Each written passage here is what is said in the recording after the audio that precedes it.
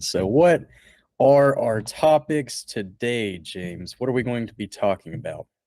Well, to give a bit of an introduction, since this is the first episode, we're trying to keep things sort of light and casual here. So we're just going to have two or three general topics that we're going to introduce with, and then we'll kind of let the conversation flow from there because we want to give people a chance to view us as people, not just as content creators. So the topic I figured we could start with today would be daily prayer lives, kind of what our daily prayer lives look like, maybe what the daily prayer lives of certain saints that we're inspired by look like, and the practical tips that modern day Catholics living in this world of Babylon can take away from this to try to reinforce their faith in everything they do in their lives. All right. Yes. So, any thoughts about that? How does a modern Catholic really build their prayer life into something that's resilient? It can't no longer be a cultural Catholic sort of halfway in basis. It has to be truly and authentically Catholic. So how do we have a prayer life that's truly and firmly Catholic? The first thing I would say, based on my own experience, is that you need to understand that you're not the one having a prayer life. God is the one giving a prayer life to you. Every good act you do is God's grace. And on the fundamental level of everything that happens here on earth, when you do what is right, it's because God has helped you. And so I think the cornerstone of any Catholic's desire to grow in their prayer life needs to be a consecration to one of the saints and a deepening of devotion to Christ. Recently, I joined the Militia Immaculata. You can see the miraculous medal here. It's not necessarily all that clear on the camera, but after joining that, I found that entirely accidentally, my prayer life started improving. I found it easier to get my daily prayers in. I had a greater devotion to the rosary, a greater interest in learning about the faith. And it was an example of this kind of situation where I made an act of surrender to the Blessed Virgin Mary, and through the Blessed Virgin Mary to Christ, as we know. And in doing that, I was able to grow immensely in my prayer life. So I think for any Catholic that's trying to build up a good personal prayer and devotional life, they have to start with the idea that it is not I who live, but Christ who lives in me, to quote St. Paul's line about living out the Christian life. So something like St. Louis de Montfort's consecration, or joining the militia, or even just saying, God, what do you want me to do in prayer? I think would be a good starting point for most people. I don't know, Michael, what do you think? Yeah, and so just a quick question. That's Saint Maximilian Kolbe's confraternity, correct? Yep. Yep. All you need to do to join the Militia Immaculata is you say his consecration to Mary, ideally on a Marian feast day right after attending Mass, and then you send in the paperwork to be formally inducted into the organization. And they'll send you, the miraculous medal and some Marian literature and some literature about St. Maximilian Kolbe. Yeah, pretty cool. I'm part of, well, the Brown Scapular as well as the Angelic Warfare confraternity myself. And Mm-hmm. so I think that's something interesting. These confraternities used to be really popular hundreds of years ago, or even less than that, maybe 100 years ago. They were a lot more popular. People were really involved in them. I think there is something there about community. That's where I'll give my answer about community. Just having a consistent friend group or group of men. If we're talking with the men, or a group of women if you're a woman, who can give you feedback, who can guide you and direct you. I think that if you're out on your own, like a lone ranger, there's lots of dangers in that. Lots of pride can creep in. Raise that flag up a bit. We can't see it. The freedom flag from Exodus 90. Yes. Bringing So up that, that idea of the community with other men, something like Exodus 90 or a confraternity, something to just sure. bring your fellow man into your prayer life is also amazing, like you said. Yes, and so that's why Exodus 90 is really popular. And so any thoughts on that? How could we form a strong community? You're really involved in a lot of these modern communities.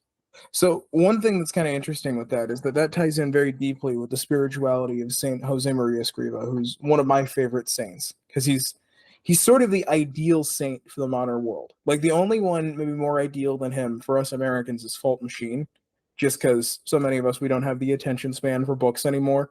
And Fault Machine just does those like great sort of short speeches that you see clipped up on YouTube. But Saint Jose Maria Escriva is probably the second best sort of perfect modern saint for people in the world. And that's because instead of writing these really long treatises, he wrote these super short quotes, and all of his books are just these like books of hundreds of quotes from him. And in the quotes, he lays out the spirituality of his whole movement, Opus Dei, which basically has as its core the idea that you serve God through your work. If you're an accountant, by being the best accountant you can be in the name of Christ, you are serving Christ. If you're a teacher, by being the best teacher you can be in the name of Christ, you're serving Christ. If you're a monk, obviously, by being the best monk you can be, you're serving Christ. And his whole spirituality sort of centers on this idea that you need to learn to view every single thing you do as a manifestation of your devotion to Catholic community and to a Catholic faith life. And of course, the issue we have today is that it's very hard to do that. I mean, if you were to go back to the Middle Ages, guilds would all have their own saint days. Imagine that today. Like you go into work and it's like, oh no, I'm sorry, Jeff, we can't work today. It's St. Vitus's day. So all of us are going out to have a St. Vitus Day parade. And it's like, but I need to do my expense reports. No one will accept your expense reports. It's St. Vitus's Day. Like that's not happening. That's not happening in the modern world. But it was happening in the Middle Ages. Because, your guilds, your men's groups, basically any social group you joined in the Middle Ages, it would have a religious aspect to it, and it would remind you of Christ-centeredness in all of this. So what saints like Josemaria Escriva call us to is the attempt to reinstate that medieval ethos. Scott Hahn, or it may have been Andrew Willard Jones, I can't remember which, they spoke regularly of a sacramental society, of the idea of a social order where the gospel proliferates in everything you do. And that's what I think we're trying to get people who make content online to see. Is like when you spend an hour editing a video, you are serving Jesus Christ if you do the best of your ability and if you're making something that will make it easier for people to understand the gospel. Yeah, absolutely. It's committing yourself, all of us, to a bigger mission. And so I think that's what a lot of people are desiring in modern life. That's why they find people who ask a lot of things of them. You think of like Jordan Peterson, he's really big on responsibility, or all the other self-help people. They're saying, well, you can't just live your life and do whatever you want, and it doesn't matter if you watch TV 8 hours a day if you're just living your life and not hurting anyone. So you have people that are saying, well, get out of bed in the morning and fix your room, clean your house, put your house in order. And so it's really at first almost not off-putting, but it's almost hard for like modern ears to hear that. But it is like what people are made for. People made in the image of God. They're made for just letting all of their creativity, all of their reason, all of their gifts be put to the extreme for building up the kingdom of God, for giving God all of the glory. And so, yeah, to kind of tie that back into a prayer life, I think that you have to see just the potential in your prayer. It was Peter Kraft who said, if people realized how much their prayer impacted the world, they would never get off their knees. They would never stop praying. And so we're kind of left in that blindness for our own peace of mind in a way, where we would almost be scrupulous about prayer, but we have to really offer up our entire lives. And that's how we, as St. Paul says, pray unceasingly. We have to do everything for God, through God, and with God. And I think tying in with that, there's an interesting thing to be said for the need to understand how we actually do that. Because I think, and I'm saying this as a person who's obviously gone on with these same platitudes for the last 5 or 10 minutes, that a lot of people talk about the platitudes of how to make your life for God, but then we don't talk about practical steps, which kind of moves into one of the things that I think we want to focus on in this episode of the podcast. What does a daily life of prayer look like? So for me, I would say the cornerstone of a good prayer life is one of 2 or 3 devotionals that I have found profoundly impactful in my life and that the church has recommended throughout the centuries. The first one I'm going to talk about is the Jesus Prayer. And I talk about that one because that's the one that will appeal both to our Eastern brothers and sisters, our Western brothers and sisters. The Jesus Prayer is a prayer where effectively you breathe in with the phrase, Lord Jesus Christ, Son of God, and you breathe out with the phrase, have mercy on me, a sinner. And you just do that over and over and over again. It's kind of a rhythmic repetition of this to sort of burn those words onto your soul. And by doing that, you're able to achieve a kind of calmness, a serenity, and a connection to God that can be an amazing way to center your day. It can be an amazing way to calm down when you're stressed. And it can be an amazing way to just say, take 5 or 10 minutes, maybe before lunch or after lunch, and just get in 5 minutes of very serene prayer to God. So that's the first one. The second one is the Divine Mercy Chaplet. That one's a more recent thing. It's very similar to the Jesus Prayer, like I said, but you tend to do it on a rosary. And so you'll have 10 of the prayers associated with the Divine Mercy Chaplet, which I'm a bad Catholic. The exact prayer, word for word, is escaping me now. I believe it's for the sake of his prayer. I think it's for the sake of his sorrowful passion, have mercy on us and on the whole world. I think that's what it was. See, only for a second was I losing my Catholic card there, and I managed to snag victory from the jaws of embarrassment. It's hard to keep track of all the prayers. Almost. And so you say that, for the sake of his sorrowful passion, have mercy on us and on the whole world, on the 10 small beads that you have for the rosary, and then you do an Our Father and a number of other prayers on the larger beads, and work your way around the whole rosary. And the final prayer recommendation I have, and this is one that most of the saints tell you to do. I won't say all of them. The rosary is not required, but it is recommended so highly by so many deeply holy saints that it would be just wrong for me to not strongly recommend it to people. And that is just the rosary itself. Praying those Hail Marys and those Our Fathers over and over again, it does something to you. I can't explain what it is. I just know that when I stick with the habit of a daily rosary, and certainly when I stick with the habit of, a daily doing 2 or 3 rosaries, it just feels amazing. I feel the grace wafting through me. I feel the transformation of my soul happening as I engage with it. It is the deepest way, I think, that you can connect with Christ through Mary. And it's just an absolutely amazing sort of introduction to your prayer life. So what I would say to a Catholic who wants to build up their whole prayer life is pick one of those 3 devotions, the Divine Mercy Chaplet, the Jesus Prayer, or the Rosary. Maybe do all 3 if, you're a bit crazy. And make that the sort of cornerstone of your prayer life. Say, I am not going to let a day pass where I'm not doing one of these things. Because that way, no matter how busy you get, irrespective of whether you have time to read through St. Ignatius' spiritual exercises or read through St. John of the Cross, or even find time to read the scriptures, you'll have that one thing that's just kind of a brick in your day where you're saying, this is where I'm going to get grace from God through prayer, in order to make it easier to bear the reality of being alive in this time and place we're in. Yes, and it's this commitment. It's like picking a prayer routine and then staying with it. And to kind of tie back in confraternities, the angelic warfare confraternity, it's also a medal just like that. But the requirement is to pray 15 Hail Marys every day.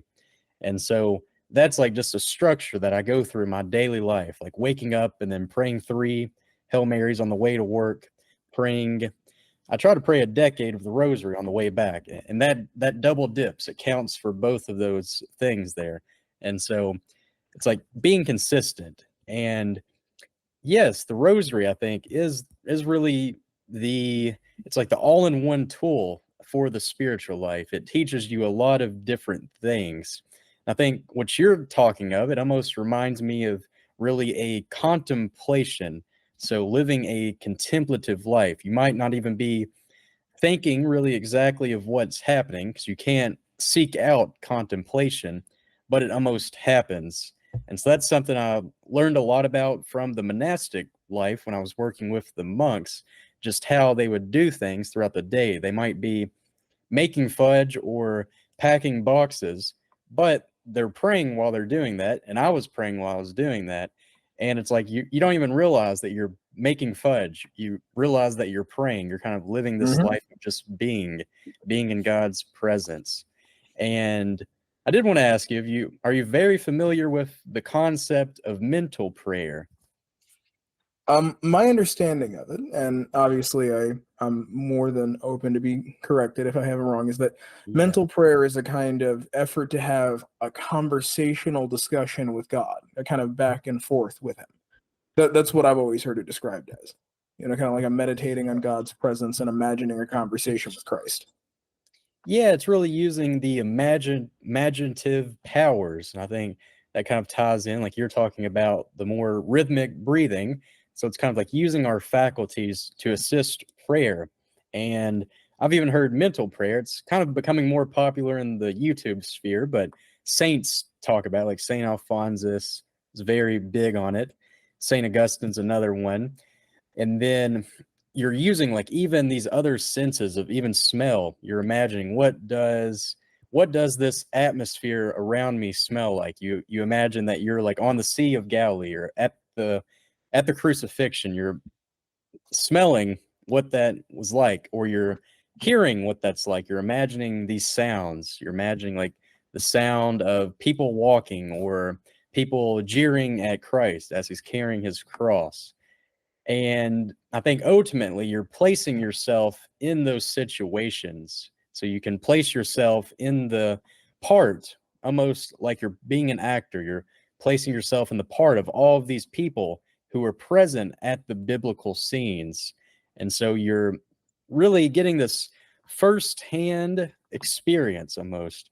And so that's been something I've tried to do more, just kind of have 10 minutes where I'm not praying a structured prayer per se, like the Our Father, thinking about a scene of the gospel, and then I'm imagining what it would be like to be there. And so beforehand, it's like the Rosary uses a lot of mental prayer, so a lot of Catholics do it already, but you're trying to think what is a virtue that could come from this situation. So you want to know that beforehand, so that's not just like this free for all of imagination. You're not just doing it for the sake of it, but you're actually trying to get virtue out of it.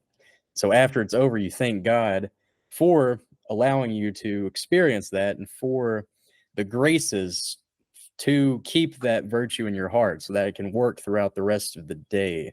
I think that's one of the things that is so important about imaginative prayer is that it helps you realize what will make your spiritual life best. Because there's some people, I like a lot of war video games and sort of I'm really into like ancient history and battles and that kind of stuff. So a spiritual life that looks really good to me would be one that centers on spiritual combat and the idea of Christ the King as the medieval rescuer of the Christian people. But there's other people in the world that would, if that was their imagination, they wouldn't be able to connect to God at all. So with imaginative prayer, there's a sense in which it gives people the chance to really deeply personalize how they wish to imagine God and how they wish to imagine the Father, and deeply connect to God and to Jesus and to the Holy Spirit and to Mary and the saints through their own path. How do I see these saints? How do I see these stories? Who am I in the biblical account that I'm reading? Yes, and I think like the modern lifestyle doesn't really lend itself to that. You think of like the medieval ages, people were doing a lot of walking or just traveling long distances. And so they would kind of just let their imagination wander. And so it's like almost this atmosphere where they're very in touch with the mystical life all around them. But nowadays, people are focused on, say, television. They're watching television. So when you're doing that, you can't really have an imagination. Television almost wipes out the imagination, puts you in really this zombie-like state where you're not thinking. And I think a lot of activities, such as even driving a car, you're almost hyper focused on the actual driving part. You're not really able to pray effectively with the imagination.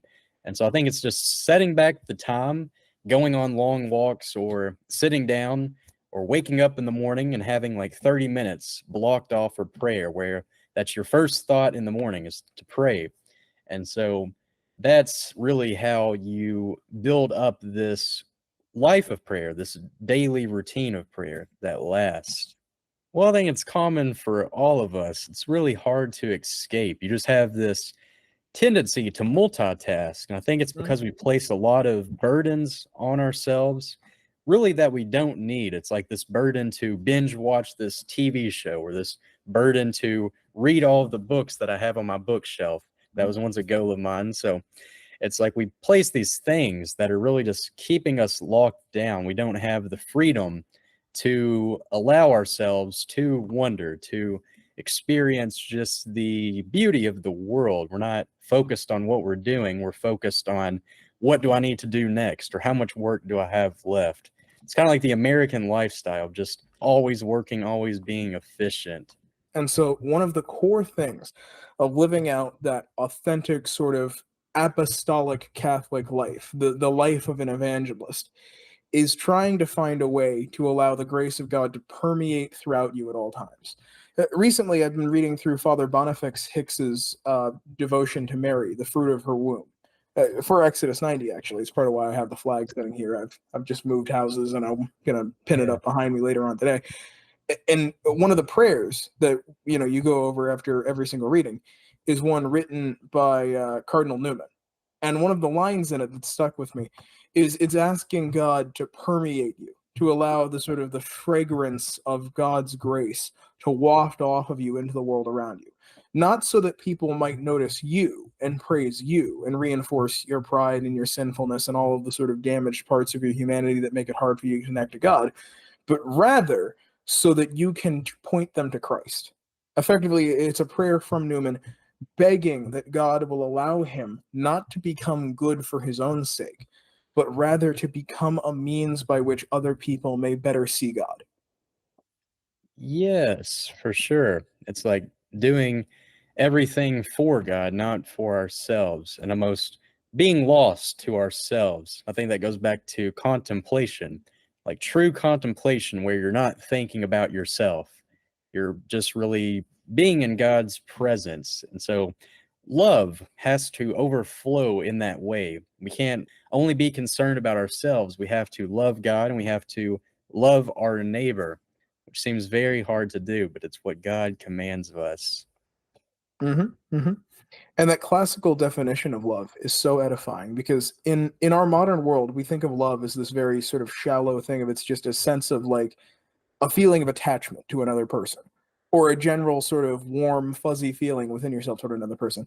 But love, in the kind of classical definition that Aquinas would have given it, is this far more intense reality. It is willing the good of another. To love someone else is to look at them and say, God, I want this person to be holier than I am.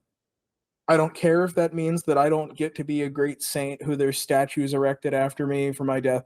I want that person to be holier than I am, because that will be pleasing to you. And I love you, God, enough to say that I want thy will to be done, not my will to be done. Yes, for sure. I think that's really an excellent place to end. I wasn't keeping track of the time. I have no idea how long we've been talking, but I think this has been a very good and worthwhile conversation, hopefully edifying to many people. And so, yes, I'm very excited for this show. We'll continue to do this hopefully on a more regular basis, kind of Mm-hmm. going back to routines, but yeah, doing something like this. I think just having conversations, authentic conversations, that's what will be attractive, and it'll be desired by a lot of people out there today. Yeah, and we want the community to take part in this. The goal of doing this is to try to bring back the town square to some extent, to invite people to come into the faith and to form community and connection to us, to sort of give something of ourselves into the world in hopes that we may be seen by others, not for our own glorification, but so that they can come to see God. And while this, it may sound prideful, what I mean in that is to say, our whole goal with this whole project is to get people to ask questions about how they can be better Catholics, because we, you and I, and everyone else here at this project, know well enough that old sort of joking maxim: a good Catholic knows they're a bad Catholic. Yeah, I think going off that, it's like we're not saints. We're not Yeah, perfect no, Catholics I'm a ourselves. terrible sinner. I am a terrible, terrible sinner. I can give all these theological discourses, but if you saw me when I'm in the throes of sin, you would think that I had no sense of God in me. And the goal Yeah, in life is just to grow in that grace with Christ and to grow in that love in Christ and grow in that humility that leads us to ask the questions that lead us to a deeper journey home. for sure. So it's a Yeah. very special time, really, when we're able to enter people's living rooms almost with these fireside chats and reach them really in an authentic way. There's no Hollywood behind the scenes, no special effects or digital alterations yet. AI hasn't taken off too much just yet, but yeah, it's a really special time to be doing this. So I thank you for this conversation, James, and I thank everyone for watching this. God be with every single one of you as you venture forward into this world. For sure. So God bless everyone. We'll see you later.